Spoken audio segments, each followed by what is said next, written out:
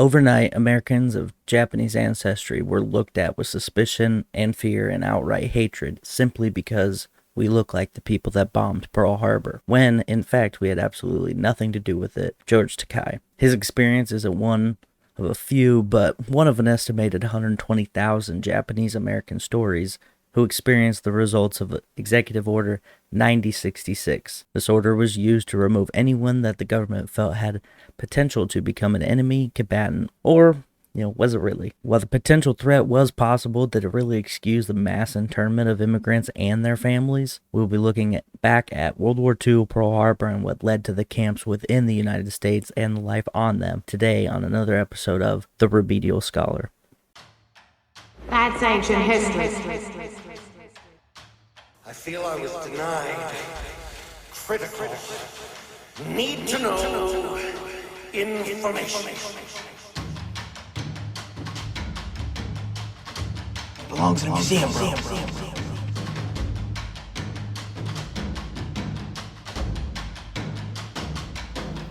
Stop skipping your remedial class.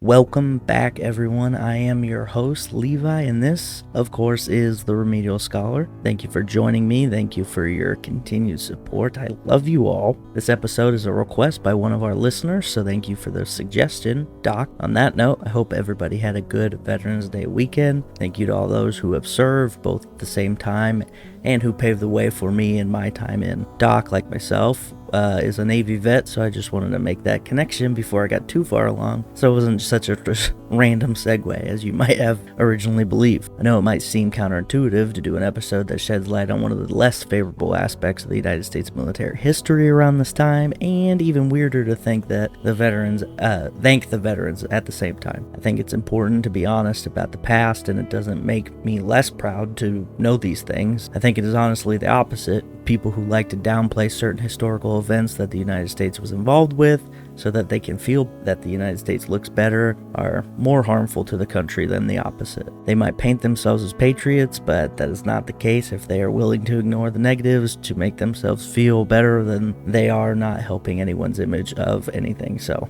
this is also a topic I have heard about but never really dug into, so I'm intrigued to do so with you all today. Before we get to that, of course, the housekeeping. Thank you to everyone who has given us reviews on Apple Podcasts, Spotify, or wherever else you have. I greatly appreciate that. If you haven't and feel so inclined to do so, that would be amazing. Otherwise, you can share the show or share the social media posts, tag us, do all the things, watch YouTube, leave comments, do YouTube stuff, like and subscribe if you'd like. Last thing before we get into the show is the merch tab on the link tree. And if you'd like stickers, email me. Okay, that is all for that, so on to the topic at hand. So, to understand what led to the internment camps on U.S. soil, we of course need to understand World War II and a little bit of the lead up of the involvement of the United States in it. World War II is probably one of the most known wars, and I'm not going to cover it in full, but I think it will be helpful to know about the sides involved in this particular situation. So we're going to start with a brief background of where Japan was between the world wars, where a little bit before, set up the context of Pearl Harbor, which was, the event that led to the reaction by the United States government to imprison Japanese citizens. We will then go into the camps and what life was like, who was involved and where they were located, and then transitioning out before moving into the overall impact on the people involved and, the trust in government following it. So before we move straight into the involvement of Japan in either war, I just want to set a baseline of their immigration, which takes place beforehand. You may or may not remember from the samurai episode that the lockdown of the Japanese people from traveling, immigrating, and so on was pretty intense until the Meiji Restoration in 1868. You might also remember from the Pirates second part episode and the samurai episode that in 1853, the United States Naval Commodore Matthew Perry, R.I.P., brought gunships into the port of Tokyo and essentially threatened Japan until they opened their ports up. This action not only opened their borders to the world, but trade with the United States, and also made them realize how far behind they were with the rest of the world. It's like if you open your door one day and your neighbor just had a spaceship and you're like, wait a minute, what happened? Where have I been? The United States influence had inspired their quick adoption of industrialization, urbanization, which forced the farmers and many tradespeople out. These Japanese people required new ways to make a living, and many of them decided decided to take their labor elsewhere at a potential better life, and so immigration was on. Japan did not allow legal immigration at the time, but a U.S. territory, a group of islands known as Hawaii, was the first to initialize this trend. In 1868, the General Consul of Hawaii hired around 150 laborers who were all Japanese and transported them secretly. For the next few decades, this was the norm until the 1880s, when it would be more legal for them to do so. It's also kind of funny to think that while the United States was shooting one another in the Civil War, beginnings of a long and sometimes arduous relationship with Japan was forming. Anyway, between the years 1886 and 1911, an estimated 275,000 Japanese immigrated to the United States and its territories. That's a very clear distinction, because a lot of them stayed in Hawaii, but a lot of them went to mainland too, and everything was fine. The end? No, of course not. Post-Civil War America needed a new group of people to hate, and the influx of not just Japanese but many other Asian groups provided that exact target. Despite the United States signing a treaty with Japan in 1894 and put the capital G signature on an already ongoing event, the states were less than pumped. Early Japanese immigrants began to lease land and work as sharecroppers, mostly settling in the archipelago of Hawaii and the Pacific coast of the United States. In 1893, the San Francisco Board of Education tried to pass a segregation of Japanese American students, but the Japanese government protested, so they withdrew it, but brought it back up again in 1906. Up until 1907, Japan had many people interested in immigration, and they held lotteries of sorts, and the winners would earn their way into the United States, like getting a passport via this lottery. In 1907, the United States and Japan made an informal agreement called the Gentleman's Agreement, which if you're a How I Met Your Mother fan, that might make you chuckle a little bit, because that's what happened to me. The Gentleman's Agreement of 1907, in which Japan would stop issuing passports to the United States, while the United States would enact restrictions on those already living in the United States. The restrictions of this would only enable relatives of those living in the United States already to immigrate. The agreement was a potential solution to reduce some of the strain between immigrants and naturalized citizens, and the race riots that were going on like in 1907 in the area. Seems like it was less of a solution to ease tensions and just kind of giving in to the United States citizens so they could have their way, but as they just kind of feared anything new. It was also around this time that a practice known as picture brides began to be prominent. Picture brides are when a native of a certain country has moved to another, and a matchmaker uses pictures of a woman back in that native land to a potential husband. It's like a Guess Who and arranged marriages combined into one, like a pre-smartphone Tinder. Anyway, this practice brought an estimated 20,000 plus to the United States and made it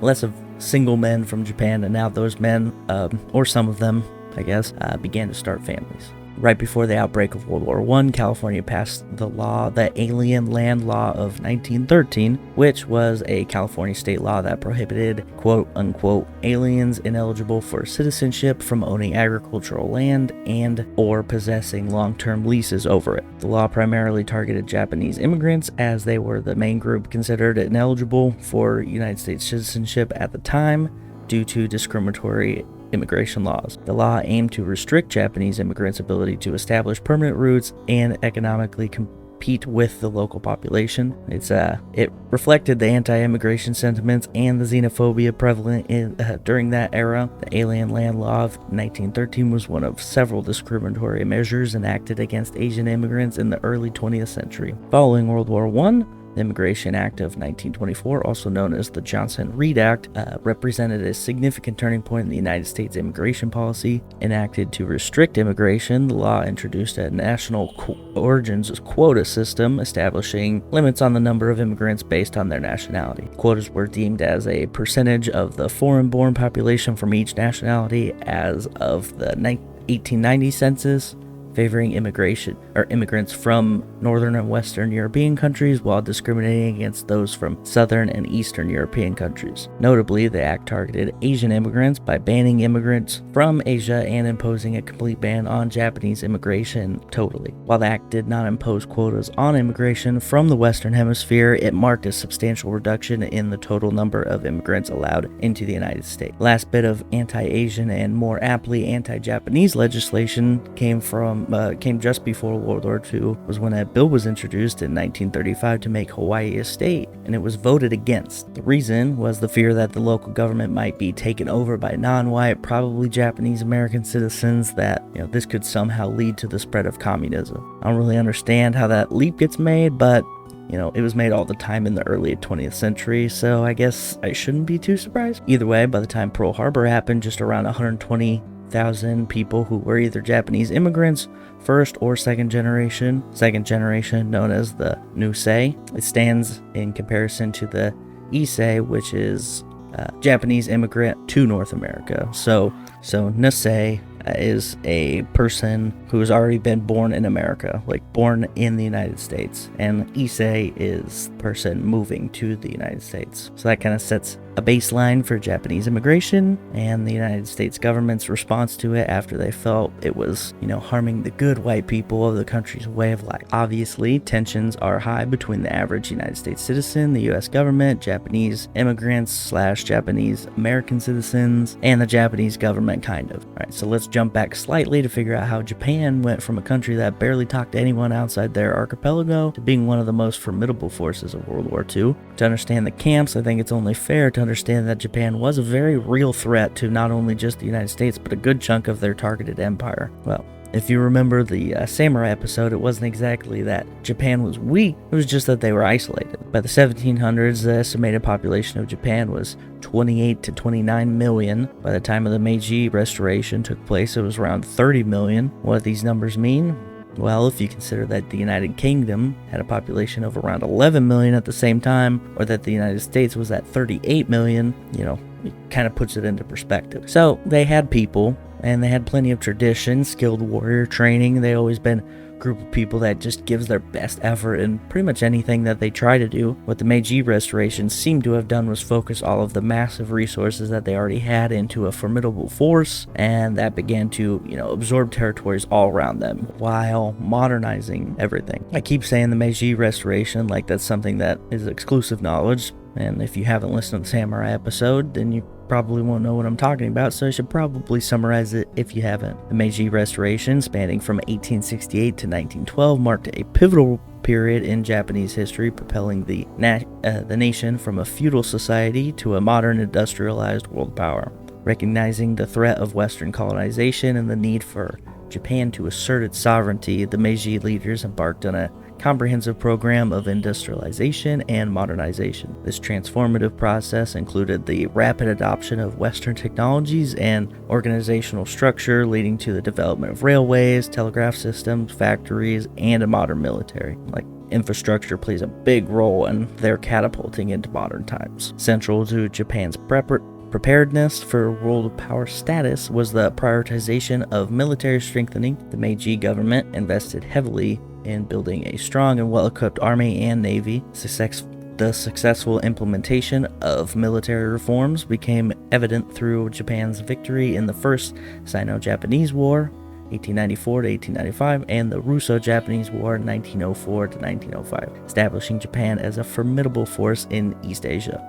Education played a critical role in Japan's transformation as well. The Meiji leaders recognized the importance of an educated populace for technological industrial development. They established a centralized education system modeled on Western principles, emphasizing science, technology, and modern disciplines. This educational reform not only produced skilled workforce, but also cultivated a bunch of professionals crucial for the nation's progress. I think this is something that is obviously still true today, as something that the United States education system has tried to copy in terms of just testing well to make it kind of look like we're that smart, but we're not. The United States has done a very bad job at it, and who would have thought that just taking tests isn't how you show how smart your populace is. Anyway, infrastructure development, like I mentioned before, was big chunk of Japan's improvement. Construction of modern infrastructure, including railways, ports, and communication networks, not only facilitated economic growth, but also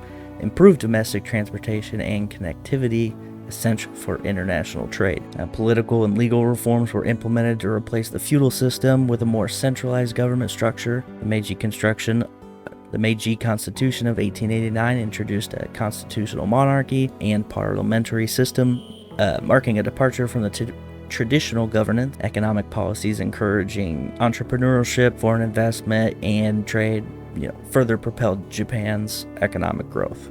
Alright, so Japan's imperialistic expansion in East Asia, exemplified by the annexation of Taiwan after the First Sino-Japanese War and the acquisition of territories in the Russo-Japanese War, underscored its growing influence and ambitions on the world stage. By the early 20th century, Japan had successfully positioned itself as a major player in global affairs, the foundation laid during the Meiji Restoration. Now, I mentioned a couple of wars that definitely led to their increase in power and also intensity. The Sino-Japanese War was a conflict that put more modernized Japanese military against China to decide who got to control Korea, essentially. First Sino-Japanese War established Japan not only as a fighting force, but also shifted the sphere of influence from China to Japan when they secured a victory in 1895. In this war, Japan also took over the Liaodong Peninsula from China, but European nations put their fingers in the middle of business that, Eastern nations of Asia, and demanded that Japan relinquish the control of it back to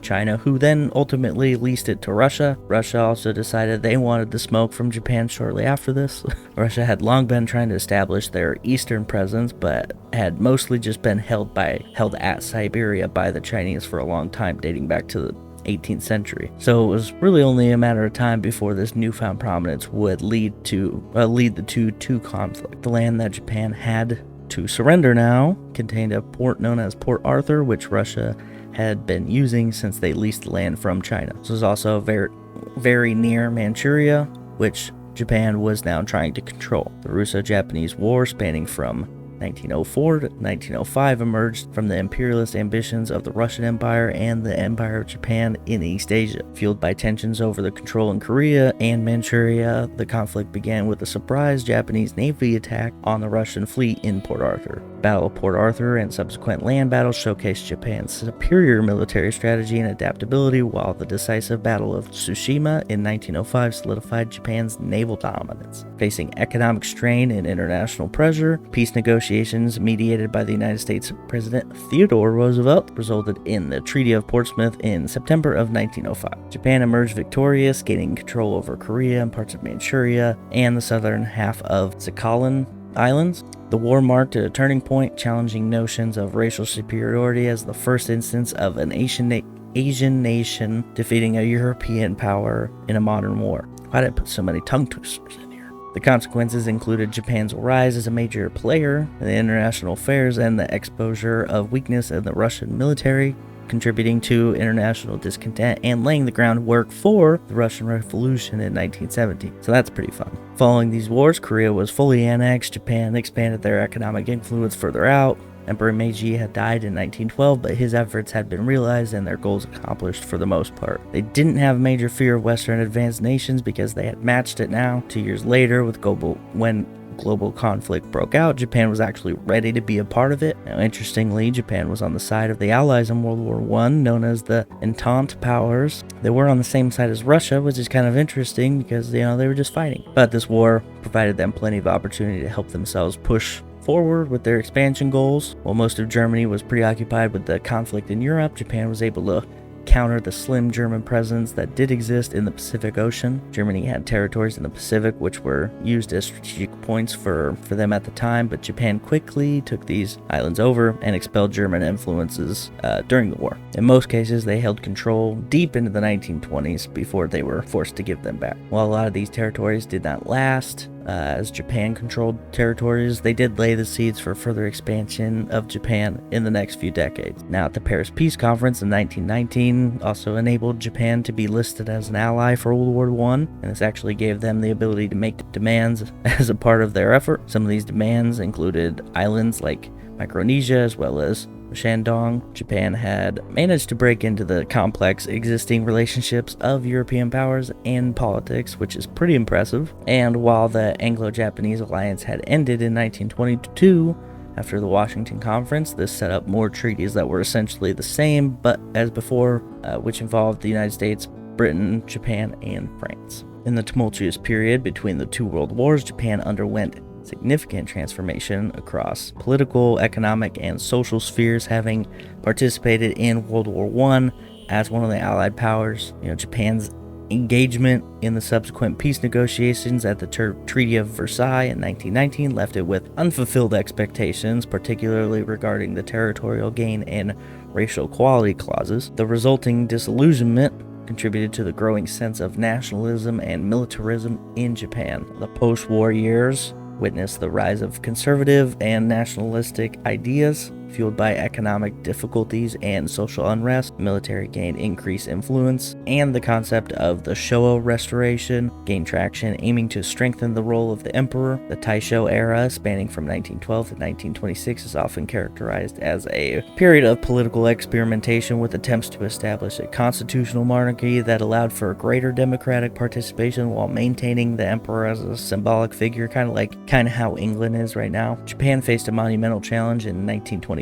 when the Great Kanto earthquake, which resulted in widespread destruction and loss of life. The aftermath prompted extensive efforts to rebuild and modernize the infrastructure further, contributing to Japan's recovery and economic growth. Throughout the 1920s, the nation experienced significant economic expansion, transitioning from an agrarian to industrialized economy with a focus on manufacturing and technological advance. However, these positive developments were accompanied by a shift towards more aggressive expansionist policies. In 1931, Japan seized Manchuria again, citing the Mukden incident as justification. This marked the beginning of a series of aggressive territorial acquisitions in East Asia, leading to Japan's withdrawal and from the League of Nations in 1933. The subsequent invasion of China in 1937 further strained Japan's relationship with the international community, escalating into the Second Sino-Japanese War and kind of beginning World War II.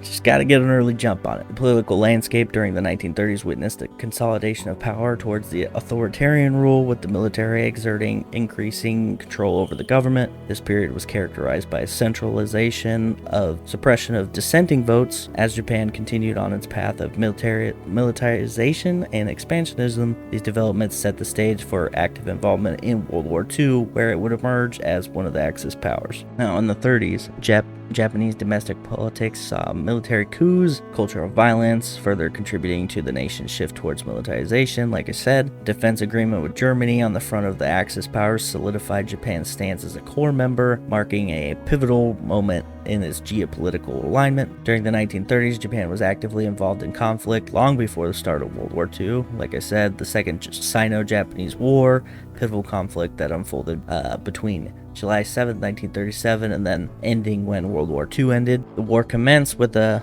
Marco Polo Bridge incident near Beijing in 1937, where a skirmish between Chinese and Japanese troops escalated into a full-scale invasion of China by the Empire of Japan. This military aggression, characterized by Japan's rapid advancement into Chinese territory, capturing major cities and strategic areas, notably the brutal occupation of Nanking in December of 1937, known as the Nanjing Massacre or the Rape of Nanjing, highlighted the egregious atrocities committed by Japanese forces against Chinese civilians and prisoners of war. Now, in response to Japan's invasion, China mounted a determined resistance, with the Chinese nationalist government under Chiang Kai-shek and the Chinese Communist Party, led by Mao Zedong, forming a united front against the common enemy. Now, despite this initial overwhelming odds, Chinese forces engaged in guerrilla warfare to disrupt the Japanese supply lines. Battle of Shanghai in 1937 was a significant early engagement, showcasing the fierce Chinese defense, but ultimately ended with a Japanese victory and solidification of Japanese control over eastern China.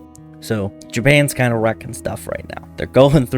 They're slowly just sinking their teeth into further and further expansion on different parts of Asia. And this is all before Hitler's starting to do the same thing. So which is kind of like, I knew it happened, but I didn't know, I guess exactly on the timeline of when specifically it happened. So that kind of sets the stage for who Japan is and why people were so concerned with them in World War II. Like, obviously we know as Americans, if you're listening, you know that the war in the Pacific is a big deal. I don't know how well that is covered in other countries' history classes, but there's a whole HBO series about it. Like, the Pacific is very well talked about, and that's all Japan. It's just us fighting Japan, and it's a big deal. So that's how they got from isolationist to, to who they are at the beginning of World War II. All right, so like I said, Sino-Japanese War kind of starts in 1937. In 1939, Germany began their campaign on September 1st to invade Poland. 2 days later, Britain and France didn't like it, declared war. In May 1940, Germany launches blitzkrieg or lightning war operations against Denmark, Norway, Belgium, and the Netherlands. We discussed this in the Ugly Carnivals episode about how many blindsided attacks they launched and how massive of a coordinated effort it was by the Nazis to just kind of wreck everybody right away, catch them off guard. Kind of a theme today. So the Nazis in Japan, along with Italy, signed the Tripartite Pact in 1940, and that's kind of the furthest the alliance would go for Japan involved with the other two. Their militaries were majorly independent, acting on their own interests. I mean, Italy and Germany worked together, kind of, but Japan's kind of on their own in a weird way. 1941, Germany also bit off a little more of their own allies that they could chew. Operation Barbarossa, where they invaded the Soviet Union, actually wasn't a terrible idea at the time. It obviously doesn't end well, but it made sense for what they were trying to do at the time. Also, as that's happening, in 1941, the Lend-Lease Act, which the United States enacted to offer their assistance from afar, essentially. FDR, the Franklinist of Roosevelt's, was given power to offer loans, lease, or provide war materials and assistance to other countries that were deemed vital, to U.S. diplomatic relations. The idea was to aid nations who were being aggressed without actually opening the checkbook. It might seem odd now, but the United States was very isolationist before both world wars. It really seemed like the extent of the U.S. involvement at the time. Japan, meanwhile, like I said, had their eyes widen with the potential expansion of their empire. They had modernized themselves, and with this modernization, they needed oil. There were places in the Pacific that they felt they could get oil, but they were kind of weary that the United States was going to be responding to this. Japan invading Indochina was something that the United States was also not super pumped about happening.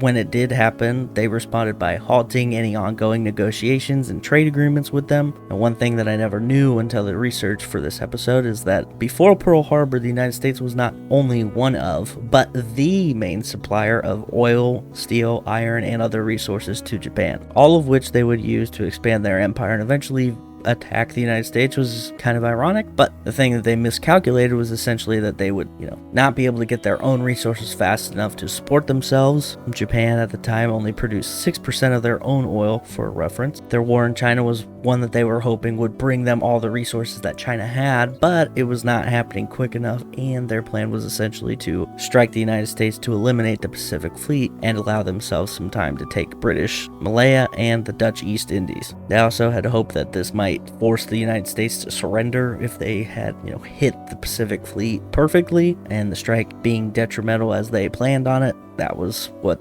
they're like, hey, that might be a cool thing. Spoiler alert. November 26, 1941, Japan presents their final proposal to the United States, demanding that they lift embargoes placed on them and recognize territories that they took as Japanese territories. The United States does not actually believe that an attack would occur at this time, and that Japan would possess the military power to even attack the United States. They were not finished negotiating, but apparently the Japanese were done with them. In the early hours of December 7th, 1941, tranquil harbor at Pearl Harbor, Hawaii, bore no hint of the impending cataclysm. The United States, still reeling from the Great Depression, was grappling with the global upheaval of World War II. Unbeknownst to the unsuspecting sailors, soldiers, and civilians, Japanese Navy task force led by Vice Admiral Chuichi Nagumo stealthily approached from the north. These carriers that carried their planes didn't use any radio. There was all flag signals, I'm assuming. They had 6 aircraft carriers: the Akagi, the Kaga, Soryu, Hiryu, Shokaku, Zyukaku. Approached under a cloak of secrecy. Like I said, maintaining radio silence, they navigated the vast expanse of the Pacific Ocean undetected. Pretty easy. Ocean's gigantic. Their sights set on crippling art of the United States Pacific Fleet. The first rays of the Hawaiian sun kissed the horizon. Serenity of the morning was shattered at precisely 7:55 a.m. Tranquility at Pearl Harbor was met with the roar of engines of all of the Japanese warplanes, 183 of them to be specific, descended upon the unsuspecting targets. Their primary aim was to incapacitate the military airfields, rendering the United States Pacific Fleet defenseless, and then a relentless barrage on the actual parked ships. With military airfields in disarray, the second wave, like a merciless tempest, turned its attention to the mighty vessels nestled in the harbor. Battleships, cruisers, and destroyers found themselves in the crosshairs of the relentless assault. The iconic USS Arizona, symbol of American naval power, suffered a catastrophic blow when a bomb penetrated its deck, igniting its ammunition magazine in a fiery explosion. The onslaught continued. Chaos and devastation enveloped the harbor. Battleships, including United States Oklahoma, California, West Virginia, Mountain Mama, succumbed to the relentless barrage. Aircraft, both on the ground and in the air, became charred remnants of their former selves. The toll on human lives was catastrophic, with over 2,400 Americans losing their lives and another 1,200 sustaining injuries. As the smoke began to dissipate, the devastating reality of the attack on Pearl Harbor became painfully clear. The harbor, once a symbol of American naval might, now bore the scars of an unprovoked attack.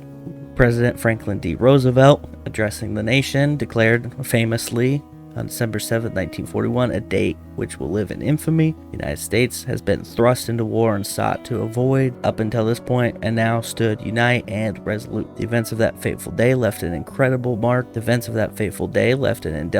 on history, altering the course of World War II and reshaping the destiny of nations. The attack on Pearl Harbor, while a dark chapter, ignited a fervent spirit of patriotism, resilience, and it's a testament to the enduring strength of the human spirit in face of adversity, and it also ushered in a dark part of the United States history, and that leads us into our topic. Massive intensity of the attack not only surprised the United States, but it devastated their standing navy. They had targeted Pearl Harbor for a reason: Battleship Row, the entire Pacific Fleet, and whatnot. As I mentioned, 2,402 people were killed, while 19 Navy ships were damaged or destroyed, and that includes 8 battleships. Despite this, the mission was not a rousing success, as the Japanese had hoped. They didn't destroy all the ships. Worse for them, 3 of the aircraft carriers were not even in the port, and they were out on maneuvers, which is kind of a blunder on their part. They also were so concerned with aircraft and battleships that they neglected a large portion of the Navy, which were the submarines. It wasn't a failure just for Japan, as the United States had actually been tracking the carriers of the Japanese Navy until they lost them around November 17th, which allowed them to, do the attack in the first place. The blame of the attack, which even though it didn't come to full fruition of their wishes, did still at the very least upset the American people. This was also something that Japan underestimated: the power of the most intense fan base of any military nation. Following the events of Pearl Harbor, 97% of respondents of a poll taken between December 12th and 17th supported a declaration of war against Japan. Also, 90% of those same respondents stated the United States should declare war on Germany as well, believing that they had something to do with it. Contrary to mean belief, Hitler wasn't really mad about Japan bringing the United States into the war. His generals might not have been stoked about it, but Hitler actually given his word that Germany would declare war on the United States if push came to shove. Hitler and his officials did want Japan to attack the United Kingdom, held Singapore, which I kind of wonder how differently the war could have turned out had they done that, but it's neither here nor there. People in the United States were mad, big mad some might say. The next day, the United States declared war on Japan. 3 days after that, Germany and Italy declared war on the United States, and things, really escalated from there. The war was not only to be fought in other places. The intelligence community feared that internal attacks from the people living inside the United States, which, isn't a far-fetched idea to say the least. Before the war had reached United States soil, the FBI had already identified people who were German, Italian, and Japanese that held potential to be enemy agents. The FBI monitored them, which could mean anything. I don't think it would be like a panel van outside their house like in the movies kind of monitoring. Probably check-in process, or maybe like going through their mail, something like that. After Pearl Harbor, I'm guessing that these things became a little more frequent and a little more intense. Targets also expanded the individuals to their families from immigrants to American citizens of Japanese ancestry. I suspect that there had not been this major rift between the established white people in America and the new Japanese immigrants in the late 19th century, that this process would have been vastly different. Like if it was like a bunch of German ladies in Oktoberfest milkmaid outfits that bombed Pearl Harbor, it probably wouldn't have been rounding up every German sounding last name possessor in the United States. But maybe. I think it's fair to say that the racial tensions from the last few decades up to this point definitely helped push the United States in the response that they made. Western coast of the United States was deemed a military zone. With this, where, the Japanese immigrants settled largely soon enough, the time had come. On February 19th, FDR issued Executive Order 9066. So now all the Jedi were to be executed. Wait, no. That's not right. This is a pretty specific coincidence, though. Given that George Lucas had the Jedi modeled after samurai from both early samurai films as well as their just legendary and mythologized status. I can't help but think that this order is where Star Wars Order 66 comes from. Similarities are definitely there, but let me know what you think. Anyway, Executive Order 9066 authorized the Secretary of War under the President's authority to prescribe military areas for the protection against espionage and sabotage during World War II. This grants the Secretary of War and designed military commanders power to exclude individuals from these areas and impose restrictions on entry-exit movement within them. The order supersedes the responsibility of the Attorney General in prohibited and restricted areas designated in early proclamation. It empowers the Secretary of War and military commanders to enforce compliance with restrictions, including the use of federal troops and agents, and calls on federal departments and agencies to assist in carrying out the order. The order emphasizes the continuance of existing authorities and responsibilities related to national security, alien enemies, and acts of sabotage. The language is pretty vague, which I think is intentional. Expands the actual power designated into a wider scope, which allowed them to get away with more to be safe from liabilities later on. Maybe. I don't know. Oh, you thought I meant to kidnap all the Japanese people? No. That's crazy. That's crazy pants talk. I wanted you to order all of the Japanese food. Classic mix-up. The Order 9066 also did not list any ethnic group specifically. Contextually, we can assume pretty much anyone outside of the Japanese and maybe the Germans and Italians could be lumped in, or left out, I guess. I don't think they needed to say specifically who they were after. Within the month after 9066 was issued, curfews began to be placed on Japanese Americans. After that, voluntary evacuations were requested, in which around 7% of the Japanese Americans in areas complied. Lieutenant General John L. DeWitt had been the one to announce the curfews and evacuations, and his next step was to go full tilt. On March 29, 1942, DeWitt issued what is called Public Proclamation Number 4. This was what began the evacuation and detention of Japanese Americans, which came on the heels of Public Law 503, which placed a $5,000 fine and 1 year in prison, potentially,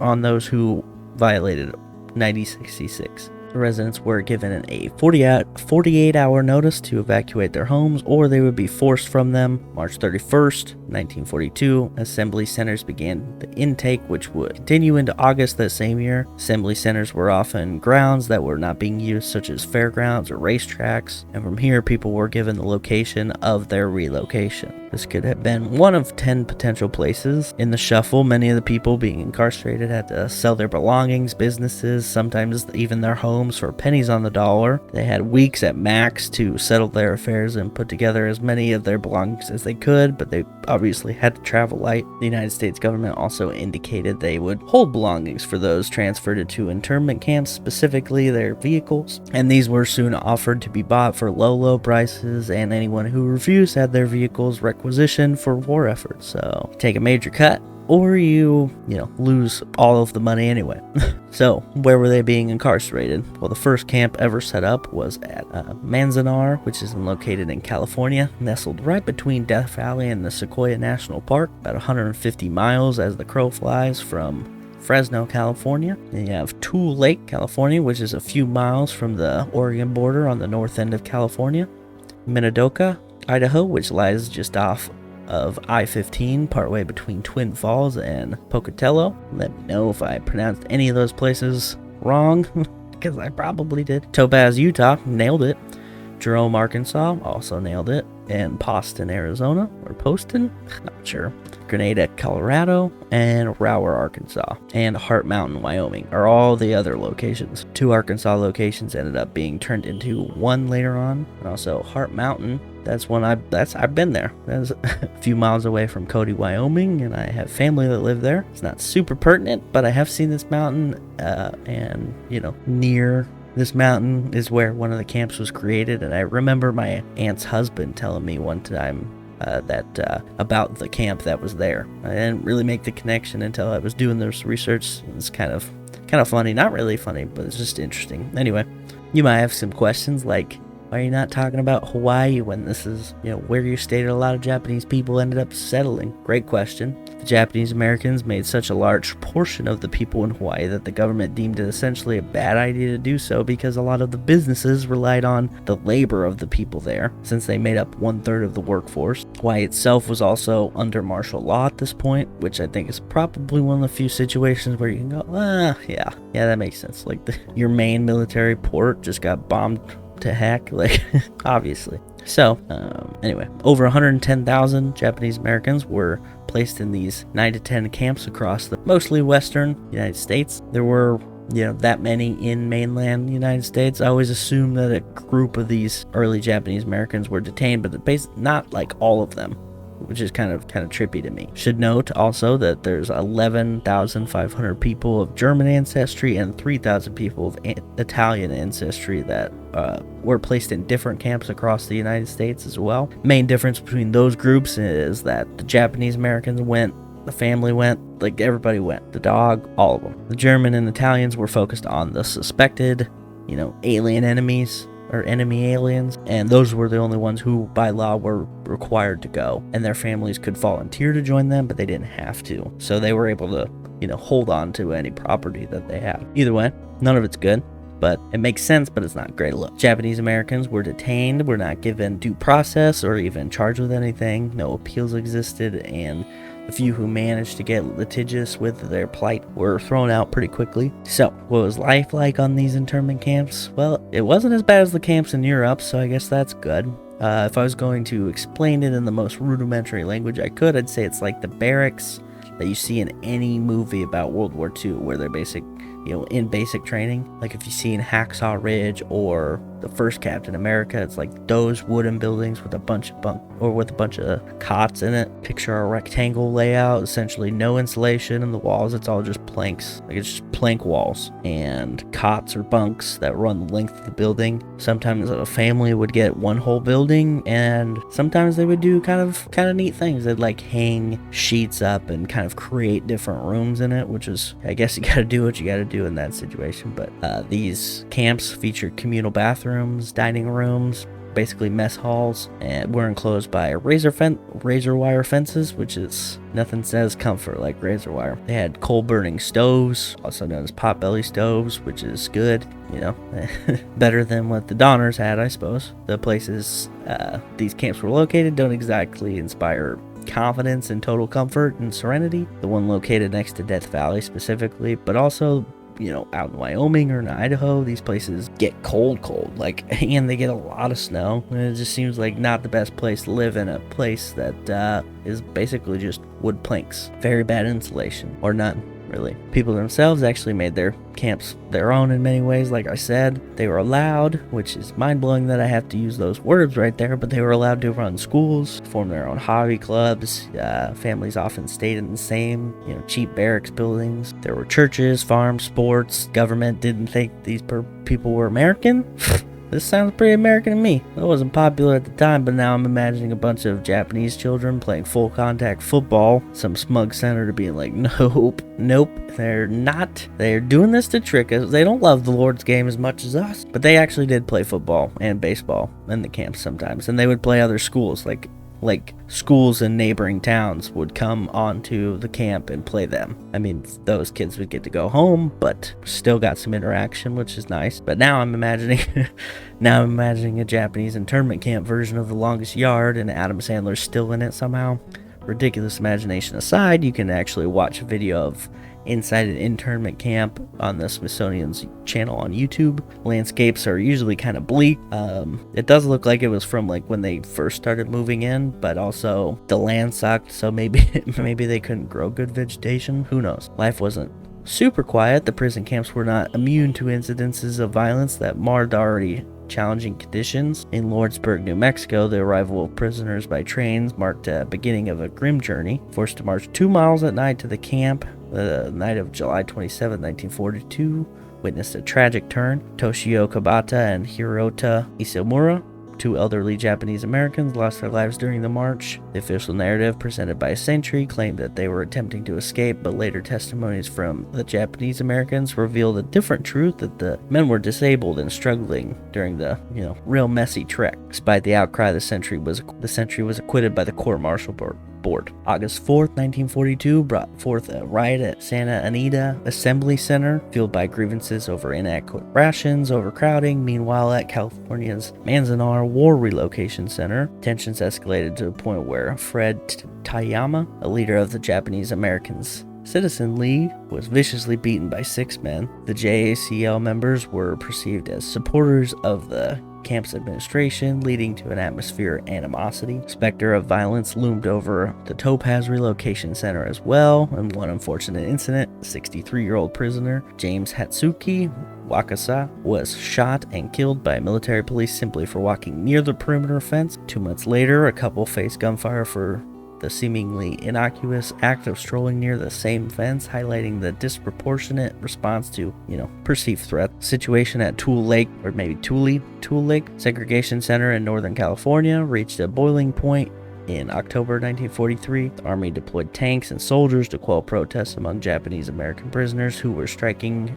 due to food shortages, unsafe working conditions that resulted in accidental death. Tragically, on May 24th, 1943, James Okamoto, a 30-year-old prisoner driving a construction truck at the same camp, was fatally shot by a guard, adding another layer of sorrow to the already troubled history of the internment camp. In addition to the churches and some educations going on, so those are some of the more violent interactions going on. There's also peaceful time. They had churches and they had some education going on. There were instruments that were, able to be taught. They could become Boy or Girl Scouts, had opportunities to become possible skilled workers, to use those skilled. Carpenters were able to work on camps. Former nurses resumed nursing duties, acting as the doctor's office essentially. Former teachers taught on the camps. They actually given materials used for teaching because the United States understood that at the time, at the very least, that they could get them to be more Americanized if they did that. Literally, and Americanization classes were added to the curriculum to be taught at the camps. They also had school dances, clubs, bands. For better or worse, they tried to emulate the life that they had been ripped from, and it seemed that they were sticking to the American life that they had before, contrary to the fear of the people that put them there. Obviously, the schools were not to the standard of a typical school system, and the classes were overcrowded because there wasn't an even balance of students to teachers. Worst thing that happened was Japanese American in the whole ordeal, in my opinion, is that the land that they placed their trust in and moved to, trust their children to, well, now it did not trust them. It took their dignity, it took their money, it made them sell their lives, uproot them to some strange, desolate landscape out in the boonies. Didn't even think to figure out who was allegiant to who. After a year or two of the camps being open, members were given loyalty tests, and people who did favorably were allowed to leave for work in some cases, others allowed to enlist in the military. Even after some camps closed, what life did they have to return to, though? I've read so many stories about the farmers whose land was left in ruins since there was no one there to work it, upwards of the 3 years that they were gone, or the shop owners that had to sell their businesses for a small percentage of what was worth out of desperation. And it's also a misstep to say that because they had shelter and adequate food that they were okay. I mean, I guess if you like the baseline of what was okay and not okay is on the side of the Nazi concentration camps, then yeah, I guess they're pretty okay. But many had poor health issues in these areas, and either due to the climate or the not great food, limited freedom. Maybe it's a bit of the mouse utopia going on, but a lot of the formerly detained would suffer health issues after leaving the camps. As the world As the war raged on, elsewhere on the silly blue marble, hurtling through space, there were some litigations going on in which people were challenging the constitutionality of the internment camps. One case was taken all the way to the Supreme Court in 1944, which they ruled that the internment camps were constitutional, but this is where a lot of the loyalty tests that I mentioned came from. People who did well in those could leave, and most of them headed inland to like the Midwest, as technically the West Coast was still a war zone. Suspect they were cautious of it happening again, so just probably steer clear of that area. Others were able to leave to attend college, and the same Supreme Court decision, they also clarified that the government could not detain a United States citizen whose loyalty was recognized by the government, which is kind of confusing because the government decides if you're loyal or not. And they're not, like, they have to recognize if they decide you're loyal or not, and that doesn't sound fair to me. Now, some of the questions included on the loyalty test were like where they had been educated, as in the United States or Japan. Do you play baseball? Are you Buddhist or are you Christian? The final questions were the particularly pointed ones. Question 27, are you willing to serve in the armed forces of the United States on combat duty wherever ordered? Question 28, will you swear unqualified allegiance to the United States of America and faithfully defend the United States from any and all attack by foreign or domestic forces, and forswear any form of allegiance or obedience to the Japanese emperor or other foreign government, power, or organization? Answering no was not uncommon either. 17% would answer no, and the Tule Lake camp had the highest percentage and was designated as the delinquent camp because of this. So they shifted the least loyal to this camp, which is a little concentration-y, but there were upwards of 30,000 people, Japanese Americans, that ended up serving in the military during World War II, 20,000 in the Army specifically. One such group was the 442nd. The 442nd Regimental Combat Team was highly decorated infantry regiment in the United States Army during World War II. It was composed primarily of second-generation Japanese Americans, the Nase soldiers, many of whom volunteered to serve despite the discrimination and internment faced by Japanese Americans at home. 442nd is renowned for its bravery and loyalty. They fought in various campaigns in Europe, including Italian and Southern France campaigns. One of their most significant accomplishments was the rescue of the Lost Battalion in the Vosges Mountains of France, a mission that came at a high cost but demonstrated their commitment and courage. Despite their exemplary service, the 442nd faced prejudice and suspicion due to their Japanese heritage. Nevertheless, they became the most decorated unit of its size and length of service in the United States military, earning numerous awards, including 21 Medals of Honor. The legacy of the 442nd is a testament to patriotism and the resilience of Japanese American soldiers during the challenging period of American history. Altogether, by the end of the war, the 442nd and the 100th, which was another Japanese American battalion, would have almost 18,000 Nase troops serve them, and that's pretty awesome. And I think that really speaks to how insanely wrong the government was in detaining all of these people. Like, these dudes stepped up after their parents' homeland bombed their new one, after their new home distrusted them, took them away from their little homes, and they were forced to sell everything, and they still stepped up and whooped ass. 442nd's motto was "Go for broke," which I think speaks to their tenacity a little bit, and also like it just suits them very well. These people prove their loyalty, and honestly, it's kind of one up the people who thought them to be traitors or spies. Sure, you could argue that spies were all caught when the Japanese people were sent to the camps, and that's why nothing crazy happened, but you could also argue that a bunch of people who just genuinely love their new country and do whatever that it took to prove that, like these guys did. In December of 1944, the government did coincidentally announce that the camps would be closing by the end of 1945. So it's not an accident. They wanted to delay the closing of them to ensure these citizens released back into the American society did not impact the election. You know, the one in 1945 when FDR won with like 430 electoral votes. These 120,000 people were really going to mess that up for him. Either way, Japan would have surrendered by September 1945 following the bombing of Hiroshima and Nagasaki. This is also considered the end of the war as a whole, since Germany had already surrendered on May 7th of the same year. As stated earlier, a big chunk of the detainees left for the Midwest when they were able to, Chicago being a big hub for them. Leaving the camps was also not a super easy task, as they were making maybe $15 a month with the labor that they could do on the camps. This translated to having very little saved, especially when they already had to sell all their belongings to get there. They didn't have anything to sell to get back. Detainees were given $25 and a train ticket to a location of their choosing, but with their former home being gone, they had nowhere else to go, but a lot of them had to start from scratch. Camps did remain open for a while, but true to their word, by the end of 1945, they had closed them all, with Tule Lake being the last one remained open until March 20th, 1946, 4 years after the Japanese Americans were first forced to evacuate their lives. June 25th, 1946, Harry S. Truman signed an executive order 9742, which liquidated the War Relocation Authority, who had been arranging this whole thing for the government.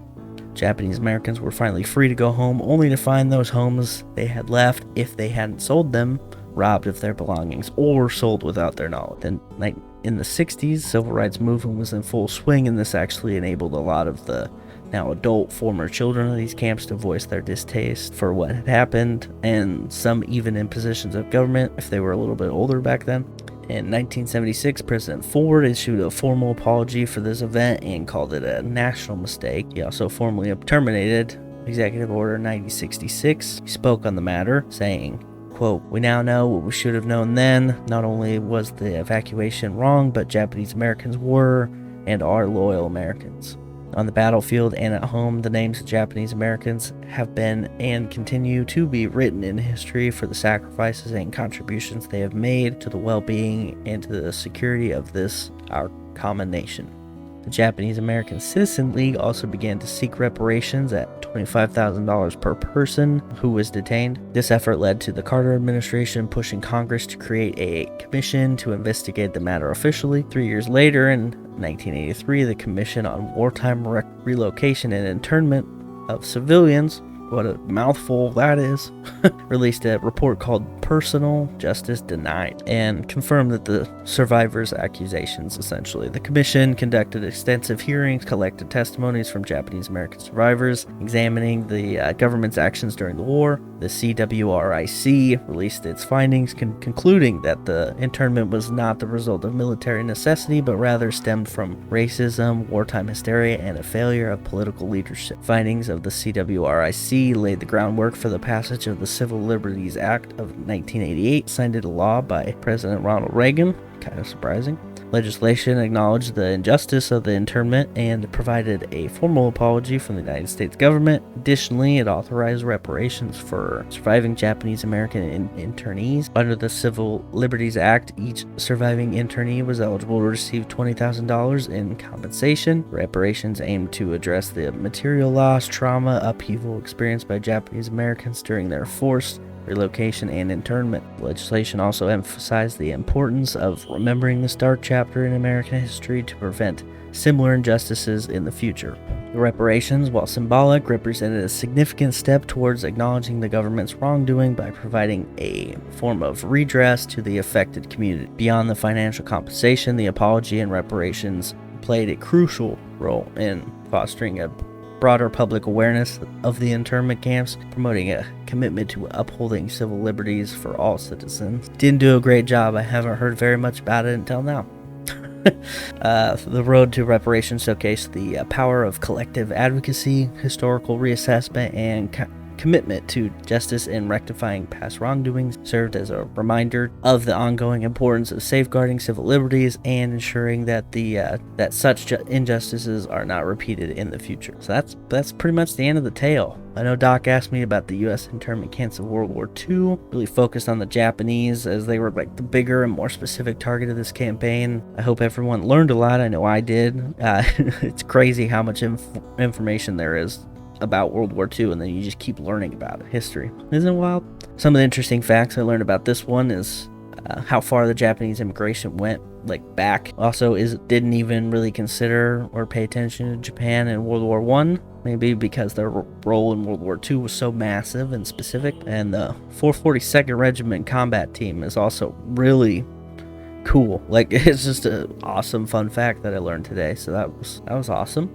And how much they showed up for the country that had not done the same for them. And one last thing about Japan is how intense they were about modernization. 100 years prior to the interaction with Matthew Perry. They had samurai running the show, and 60 years from the moment they met the United States knocking on their door, they became one of the most intense opponents anyone might face. Today they lead in education, their tech is always top notch, their infrastructure seems to be incredible, and everyone I've ever met that has ever been there loves it. So they're gotta be doing something right. Both teams did not do things right today, however. I believe that the fog of war makes some decisions very easy to make, and hindsight will always be better, but good gravy. These two countries made it. Interesting call. Think the United States government going, ho ho ho ho, wait. What if we test to see how loyal they are? 2 years after they had taken everyone away from their homes was like, holy cow, dude, how did you not think of that first? No trial? Like, why? It just all seems the lasting impact of early racism and the same ethnic group of people had faced the whole time they'd been trying to become part of the United States. Like, it stems back to it, and it's not like I'm some wizard at political science or nuance. It was just right there.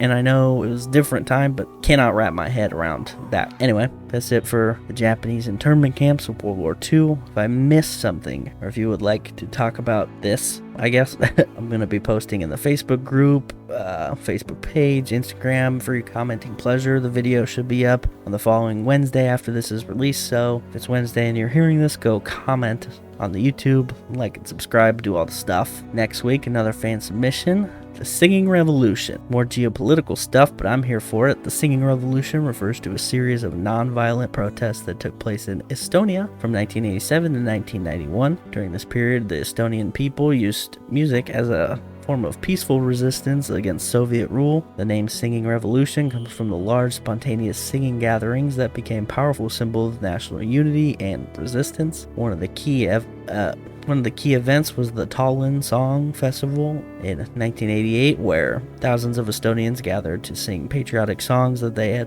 had been banned during the Soviet occupation. The act of singing together became a powerful expression of national identity and peace. Peaceful protests against the oppressive regime. The movement gained momentum, and in 1991, Estonia declared its independence from the Soviet Union, and the peaceful and musical nature of the revolution is unique. So I'm excited. If there's a topic you want to submit, you can message me on any of the socials. You can comment on the Facebook group, or just email me, remedialscholar@gmail.com. You can also do the submission form on the Linktree feed, which is where today's topic came from, Linktree/Remedial Scholar. Google that and you'll find it. You'll find all the links there and share that with your friends too. So thank you for listening. Thank you for being curious, and we will see you next time. Bye.